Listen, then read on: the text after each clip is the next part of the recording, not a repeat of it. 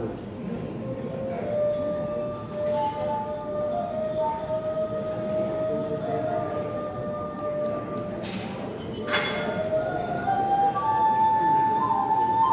pindahnya kayak musuh piring ya. Berarti ibu.